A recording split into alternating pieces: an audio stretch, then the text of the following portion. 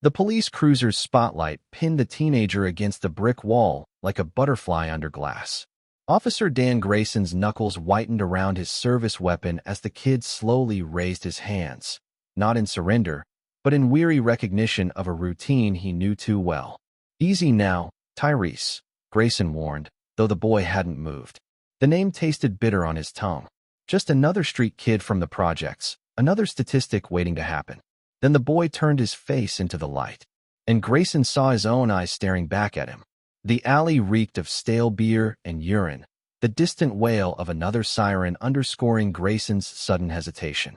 His rookie partner, Jenkins, already had cuffs out, oblivious to the way the boys, Tyrese's, jaw clenched at the exact angle Grayson's did when frustrated. "Got your prowler, Sarge," Jenkins announced, kicking a backpack spilling electronics across the pavement. "Matches the burglary reports." Tyrese didn't flinch. "Ain't mine." His voice carried the same quiet intensity Grayson's ex-wife had before the divorce. The one who disappeared 18 years ago after the miscarriage. The one who'd apparently lied. Grayson's body cam blinked steadily, recording his delayed response. Protocol demanded an arrest. The security footage from the convenience store would show someone in a hoodie, someone Tyrese's height, his build. The evidence was neat, tidy. Too tidy. Jenkins reached for Tyrese's arm. The boy yanked back instinctively, and Grayson reacted without thinking, grabbing Jenkins' wrist mid-reach. "Hold up." The rookie froze. Tyrese's breath hitched as he caught the flicker of uncertainty in Grayson's face. Neither spoke as the realization unspooled between them. The birthmark beneath Tyrese's right ear matched Grayson's exactly. A radio crackled. "Unit 47, confirms suspect in custody." Grayson's finger hovered over the transmit button as Tyrese mouthed two words that changed everything. "She's alive." The radio crackled again, more insistent this time. "Unit 47, status report." Grayson's finger hovered over the transmit button, his pulse pounding in his temples. Tyrese's eyes locked onto his. That same steel-gray stare Grayson saw every morning in the mirror. The birthmark beneath the boy's ear seemed to pulse in the flashing cruiser lights. Jenkins shifted beside him, his hand drifting toward his sidearm. "Sarge, we doing this or what?" The backpack's contents glinted in the alley's dim light. A laptop, jewelry, all perfectly aligned with the burglary reports from the past week. Too perfect. Grayson had worked narcotics long enough to recognize a plant when he saw one. Tyrese inhaled sharply as Jenkins grabbed his arm again. "Man, I told you." "Easy." Grayson stepped between them, his boot crushing a pill bottle that hadn't been there moments before. OxyContin. His stomach turned. This wasn't just a setup, it was a career ender. The radio squawked. "All units, be advised." Grayson killed the transmission with a sharp twist of the volume knob. The sudden silence felt heavier than the humid night air. Jenkins' eyes narrowed. "What the hell, Sarge?" A metallic click echoed from the alley's mouth. Grayson spun, hand on his holster, as a black sedan rolled to a stop behind their cruiser. No plates. Tinted windows. Tyrese went rigid. "Oh shit." The passenger window slid down just enough to reveal the barrel of a suppressed pistol. Grayson barely registered the glint before instinct took over. He tackled Tyrese sideways as the first shot shattered the cruiser's headlight. Jenkins dove behind a dumpster, his service weapon drawn. "Who the fuck?" Another shot silenced him, the round punching through the metal with a sickening thud. Grayson didn't need to look to know. The angle. The precision. Professional. Tyrese scrambled backward, his sneakers slipping on greasy pavement. "They found me." "Who found you?" Grayson kept his body between the shooter and the kid, his kid, as more rounds pinged off the brickwork above them. "My mom's people. She warned me they'd come if." A bullet grazed Grayson's forearm, the burn cutting through his adrenaline haze. He returned fire blindly, the recoil jarring up his wrist. The sedan's engine roared as it peeled away, leaving them in sudden, ringing silence. Jenkins groaned from behind the dumpster. "Still alive. For now." Tyrese's breath came in ragged gasps as he stared at Grayson's bleeding arm. "You're hit. Walk it off." Grayson yanked him upright, scanning the alley's fire escapes. "We need to move before backup arrives." "Real backup. But your partner is either in on it or dead either way." Grayson kicked open a rusted service door, shoving Tyrese inside. The boy's backpack slapped against his shoulders as they stumbled through a dark kitchen reeking of old fryer oil. Grayson's mind raced. 18 years. 18 years since Vanessa disappeared after the miscarriage. Except there'd never been a miscarriage. Just a lie. A cover-up. Tyrese moved with practiced stealth through the empty restaurant. There's a loading dock out back. We can. Not we. Grayson grabbed his arm. You're going to tell me everything. Starting with who's trying to kill you. The boy's Adam's apple bobbed. Same people who framed me tonight. Same people who made my mom fake her death. He reached into his jacket, pulling out a yellowed photograph. Recognize her? Grayson's breath caught. Vanessa. Younger. Holding a newborn in a hospital bed. His fingers trembled as he turned the photo over. Property of Lakeview Medical, June 12, 2005. The date punched him in the gut. 9 months after their last fight. 9 months after she'd supposedly lost the baby. Tyrese's voice dropped to a whisper. She said you'd recognize the watch. Grayson's blood ran cold. There, in the photo's corner, was Vanessa's delicate wrist and the vintage Rolex he'd given her on their anniversary. The one buried with her empty casket. Boots pounded in the alley outside. Too many to be just patrol. Tyrese's eyes widened. They're here. Grayson made a decision. He yanked open his shirt, revealing the Kevlar vest beneath. Take this. You serious? Vest won't stop a headshot. He tossed it to Tyrese, then pressed his backup piece into the boy's sweaty palm. Safety's off. Don't hesitate. The service door burst open. Grayson raised his primary weapon as shadowy figures flooded the kitchen. Police. Drop the... Grayson fired first. The muzzle flash illuminated 3 tactical vests with no badges. No identifiers. Just like the sedan. Tyrese's return shots were wild but effective, driving their attackers back. Grayson grabbed his arm again, dragging him toward the walk-in freezer. Through here. He kicked open the rear exit, revealing a maze of dumpsters and chain link. Tyrese hesitated. Why are you helping me? Grayson shoved him forward as bullets chewed through the doorframe. Because I should have known. They sprinted into the night, the truth burning hotter than the bullet wound in Grayson's arm. Vanessa was alive. His son existed. And someone powerful enough to fake deaths and frame children wanted them both dead. The real question wasn't why. It was how many others were in on it. The chain link fence rattled as Tyrese scaled it, his sneakers slipping on the dew-slick metal. Grayson boosted him over, wincing as the movement tore fresh blood from his bullet-grazed arm. The coppery scent mixed with the stench of rotting garbage from the dumpsters they'd just fled past. Move! Grayson hissed as headlights swept the alley behind them. Tyrese dropped to the other side with cat-like grace, immediately pressing himself against the shadowed wall of what looked like an abandoned textile factory. Grayson followed, his service belt catching on the fence's jagged top. A metallic screech echoed too loud in the night air. The headlights paused. Both men froze as car doors opened. Grayson counted 3 distinct clicks, semi-automatic weapons being readied. Professional. Disciplined. Not local PD. Tyrese's breath fogged in the chill air as he leaned close. They'll have thermal. His whisper barely disturbed the air between them. We need to get inside. Now. Grayson nodded toward a broken basement window barely visible beneath layers of grime. There. Go. Tyrese didn't hesitate. He wriggled through the narrow opening with the ease of someone who'd spent a lifetime slipping through cracks. Grayson followed more awkwardly, his broader frame scraping against rusted metal edges. A jagged piece of glass caught his thigh, slicing through fabric and skin with equal indifference. The basement swallowed them in complete darkness. Grayson's hand found Tyrese's shoulder. The boy was trembling, though whether from adrenaline or fear, he couldn't tell. The air smelled of mildew and something sharper, like old chemicals. A floorboard creaked above them. Tyrese's fingers dug into Grayson's arm. Neither breathed. The footsteps moved slowly, deliberately across the ceiling. Then a voice, muffled but clear, "Thermal's useless down there. Too much interference from the old machinery." Another voice responded, too low to make out words. Grayson strained to hear, but the blood pounding in his ears drowned out everything except Tyrese's shallow breathing beside him. After an eternity, the footsteps retreated. Tyrese exhaled shakily. They'll circle back. Always do. Grayson's eyes were adjusting now, picking out shapes in the dark, looms covered in tattered fabric, rusted machinery that might have been cutting tables. A sweatshop, abandoned years ago by the look of it. Who are they? Grayson kept his voice barely above a whisper. Tyrese moved silently toward a set of stairs. Same people who made my mom disappear. Who've been watching me my whole life. The stairs groaned under their careful weight. Grayson noted how Tyrese avoided the third step entirely, his movements too practiced for someone unfamiliar with the building. This wasn't his first time hiding here.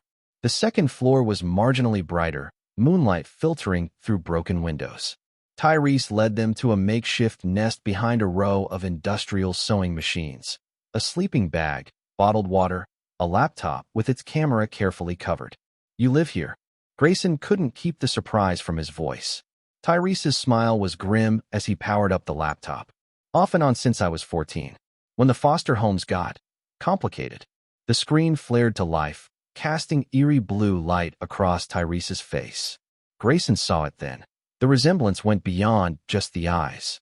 The set of his jaw when concentrating, the way he worried his lower lip between sentences. Vanessa's tells mixed with his own. A map filled the screen, dotted with red markers. Grayson recognized police stations, government buildings. At the center, Lakeview Medical, where the photo had been taken. What is this? Tyrese's fingers flew across the keyboard. Proof. He pulled up a file labeled Operation Whitetail. Mom left me this when they took her. Again, the document loaded slowly. Grayson's stomach twisted as he scanned the first page, a list of names, dates, and dollar amounts. At the top, Senator Richard Carlson, his old academy roommate. Bullshit. The word left Grayson's mouth before he could stop it. Dick straight as they come. Tyrese gave him a look that was far too old for his face. Then why's his signature on every order sending Black Ops teams after me? A noise from downstairs, metal scraping concrete. Their pursuers were inside. Tyrese slammed the laptop shut. We need to move. There's a...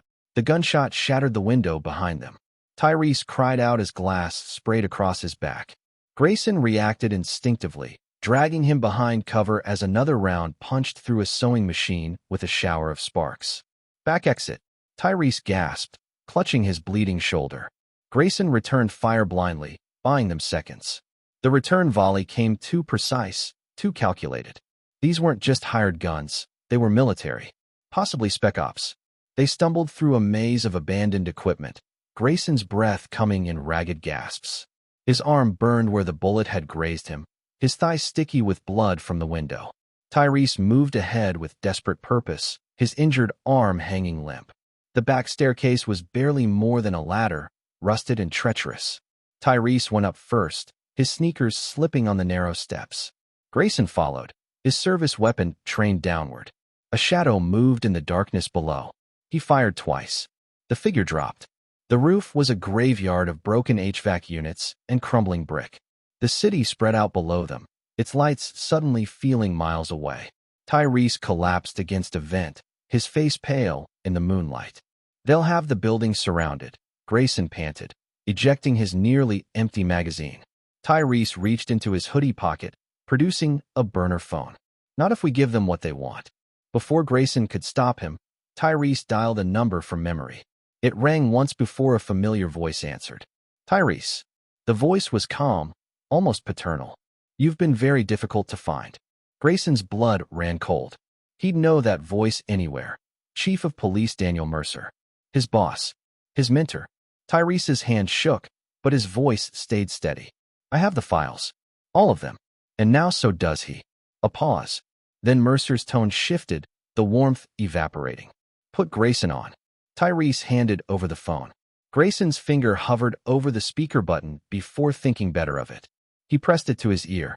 Chief. Dan. Mercer's sigh crackled through the line. Walk away now, and I'll make sure your pension stays intact. The boy's not your problem. Grayson watched Tyrese watching him, those gray eyes so much like his own. The birthmark. The mannerisms. The truth he couldn't unsee. He is now, Grayson said, and ended the call. The phone screen went dark.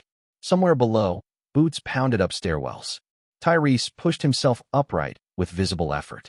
There's a fire escape on the east side, he said. If we can reach the subway tunnels. The first helicopter blade cut through the night before they saw the searchlight. Grayson pulled Tyrese down as the beams swept across the roof, illuminating years of accumulated grime and graffiti. Change of plan. Grayson yanked open the nearest HVAC access panel. We go through the ducts. Tyrese stared at the narrow opening, then at Grayson's broad shoulders. You'll never fit. Try me. Grayson shoved him toward the opening just as the roof door burst inward. Go. Tyrese wriggled into the ductwork with a metallic screech. Grayson fired his last rounds at the emerging figures before following, his shoulders scraping painfully against the unforgiving metal. The duct groaned under his weight, but held. Behind them, muffled curses echoed as their pursuers realized the chase wasn't over. The ductwork twisted and turned, branching at irregular intervals.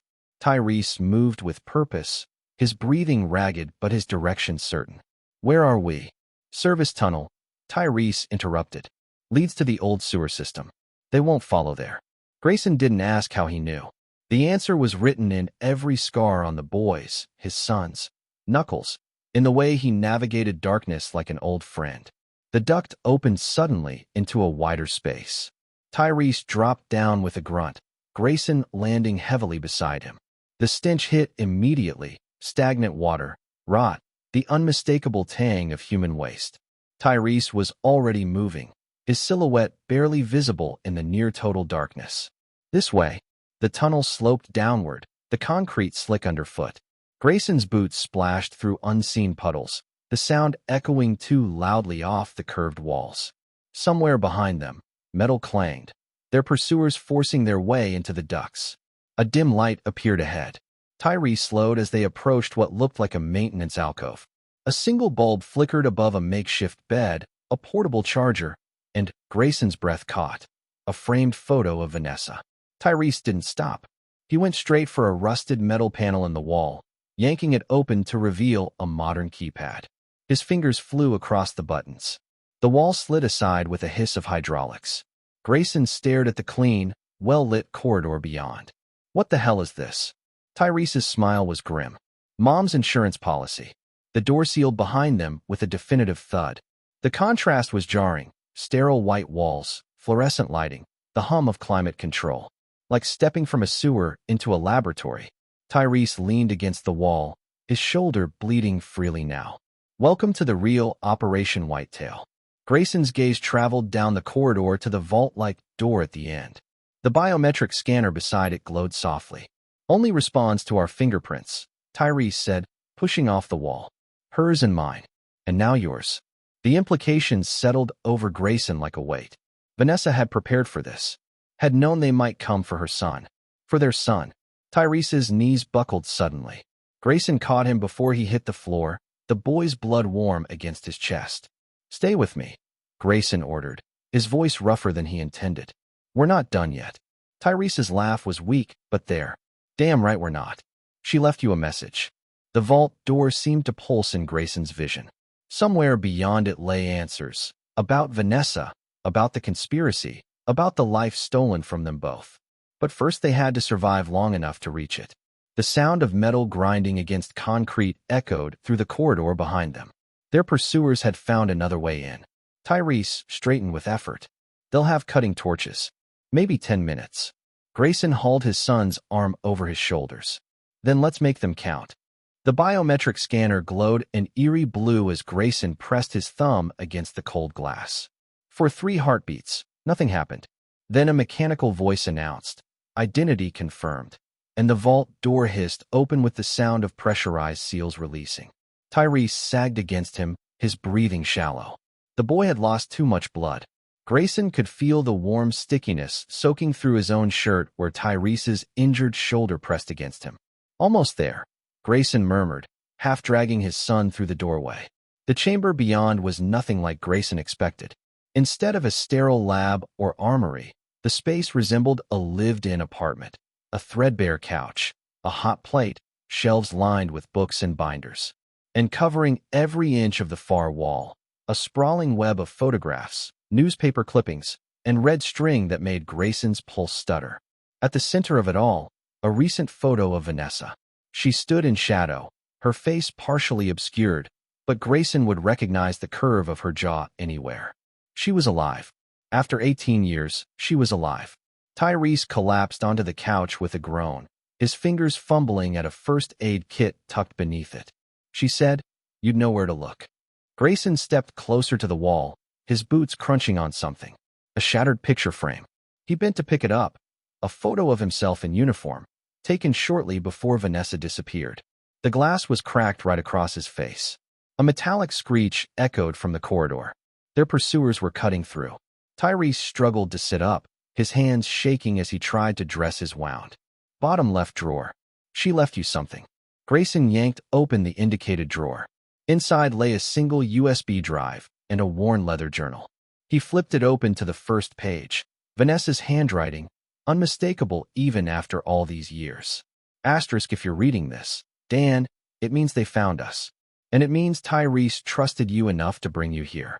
Don't fail him like you failed me. Asterisk. The words hit like a gut punch. Grayson's fingers trembled as he turned the page. Asterisk Operation Whitetail started with missing kids. Foster children no one would miss. Then it became something worse. Coulson knows. Mercer knows. And now, so do you. Asterisk. Another screech of metal, closer this time. Grayson could smell the acrid tang of burning steel.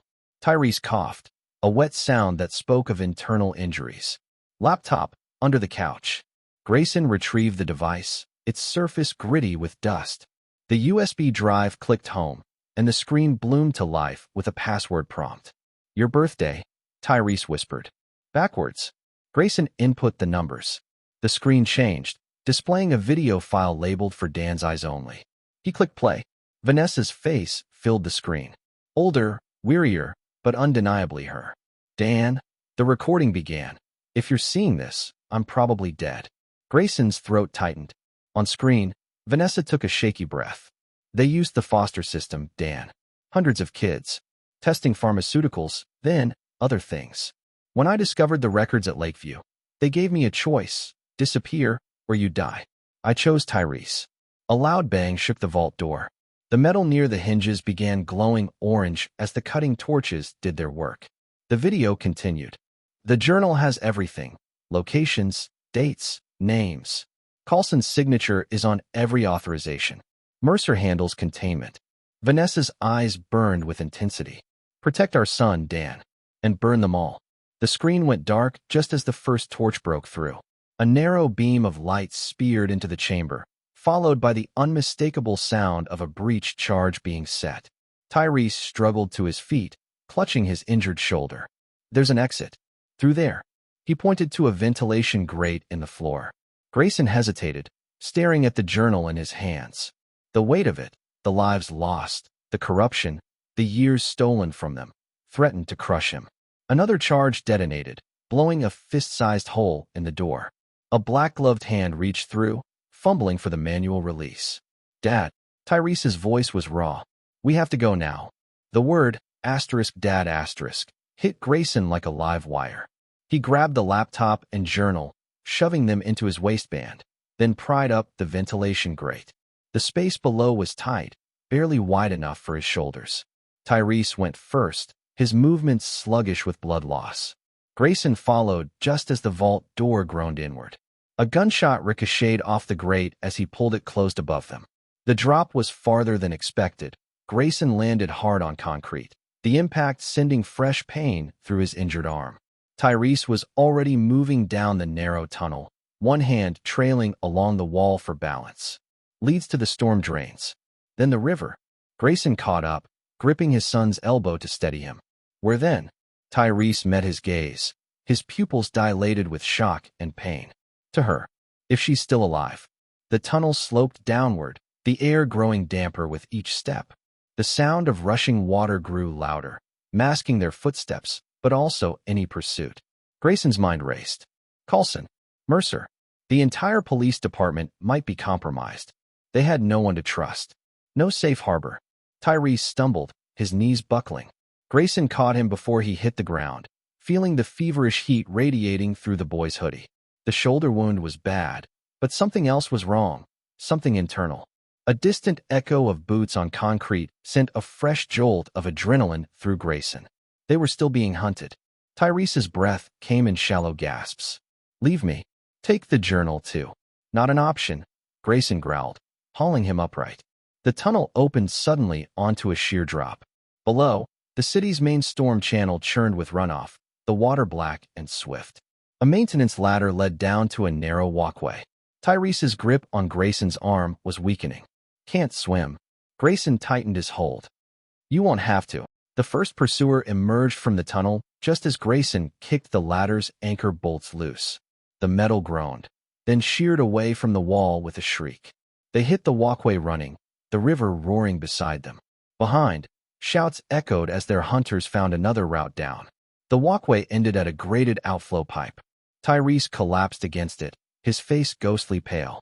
Through here. But it's tight. Grayson peered through the bars. The pipe beyond was barely 2 feet wide. A tight squeeze for him. Impossible for Tyrese in his condition. Metal clanged on the walkway behind them. Grayson turned to see 3 figures in tactical gear advancing, weapons raised. No escape. No time. Tyrese pressed something into Grayson's hand, a second USB drive. For when you find her. Grayson's fingers closed around the drive as the first rifle sight laser found his chest. He made his decision in that instant, not as a cop, but as a father. He stepped in front of Tyrese, shielding his son with his body, and raised his empty hands. Don't shoot, Grayson shouted. I have what you want. The lead operative hesitated, his weapon steady. The journal. And the boy. Grayson's mind raced. They wanted Tyrese alive. That bought them time. He inched backward, feeling the cold metal of the outflow grate against his spine. Journals encrypted, Grayson lied. Only I can open it. A tense silence. Then the operative's radio crackled. Grayson caught Mercer's voice. Bring them both in. The operative lowered his weapon slightly. Hands where I can see them. Grayson made a show of compliance, raising his arm slowly while pressing the USB drive into the gap between grate and concrete with his thumb. Tyrese's breath was shallow against his back. Dad. Grayson had 1 card left to play. One desperate move. He spun suddenly, yanking Tyrese against him as he threw them both backward into the unforgiving current.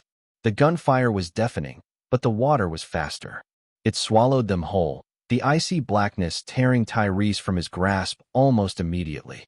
Grayson fought the current, his lungs burning as the storm drain spat them into the wider river. He surfaced gasping, spinning wildly in the churn. Tyrese.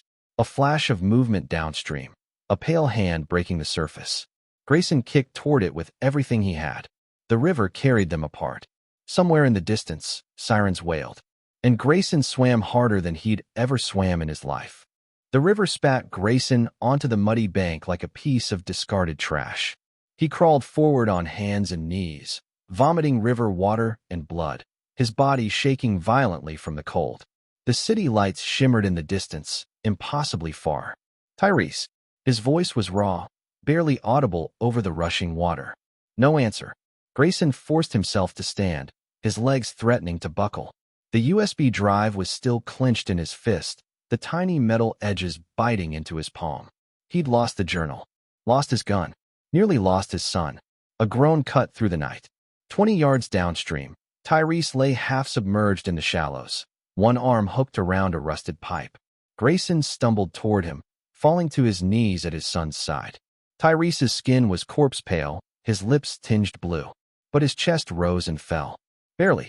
Stay with me, Grayson ordered, stripping off his soaked jacket to wrap around Tyrese's shoulders. The boy's eyes fluttered open, hazy with pain, but alive. Told you. I can't swim, Tyrese mumbled, his teeth chattering. Grayson barked a laugh that bordered on hysterical. He pulled Tyrese upright, slinging the boy's good arm over his shoulders. Guess you're lucky your old man used to be a lifeguard. They limped toward the flickering lights of a nearby train yard, each step a battle. Tyrese leaned heavier against him with every passing minute, his breathing shallow. Grayson's own wounds screamed in protest, but he gritted his teeth and kept moving. A freight train idled on the tracks, its cargo doors gaping open like a promise. Grayson helped Tyrese into an empty boxcar before collapsing beside him. The metal floor was cold and unforgiving, but it was shelter. Tyrese's fingers fumbled at his pocket, producing a waterlogged burner phone. One call, he gasped. Grayson took it, weighing their options. The police were compromised. The hospitals would be watched. That left only one play. He dialed the number he'd avoided for 15 years, his brother, the investigative reporter who'd been fired for chasing conspiracy theories. The line connected. "Yeah. Mike," Grayson said, his voice rough. "It's Dan. I need your help." A pause. Then, tight with disbelief. "You're supposed to be dead." Grayson looked at Tyrese. His son, his proof, his second chance. Not yet. 3 days later. The headlines exploded across every major outlet. Senator Carlson arrested in child trafficking ring. Chief Mercer found dead in apparent suicide. Whistleblower documents revealed decades-long conspiracy. Mike's exposé went viral within hours. The USB drive's contents, medical records, black site locations, and Vanessa's meticulous notes were undeniable. Grayson watched the news unfold from a safe house in the mountains, his arm in a sling, Tyrese sleeping fitfully in the next room. The boy would recover. They both would. The door creaked open. Mike stepped inside, tossing a newspaper onto the table. They found her. Grayson's breath caught. "Alive," Mike confirmed. "FBI pulled her out of a black site in Montana. She's asking for you." He nodded toward Tyrese's room. "Both of you." Grayson's hands trembled. 18 years. Vanessa had survived 18 years in hell to protect their son, to expose the truth. Tyrese appeared in the doorway, his shoulder bandaged, his eyes clearer than they'd been in days. "She's really alive?" Mike smiled. "And pissed as hell. Says she's got more names." Grayson met his son's gaze, really met it, for the first time. No more lies between them. No more shadows. Tyrese grinned, the expression so like Vanessa's it hurt. "Guess we're not done yet." Grayson clasped his shoulder. "Guess not." Outside, the first light of dawn painted the mountains gold. Somewhere beyond them, Vanessa waited. The fight wasn't over. But for the first time in 18 years, neither were they. The end. Asterisk if you enjoyed this gripping tale of redemption and justice, make sure to like, subscribe, and hit the notification bell for more intense, emotional stories. Drop a comment below. What would you have done in Grayson's place? Let us know. Asterisk.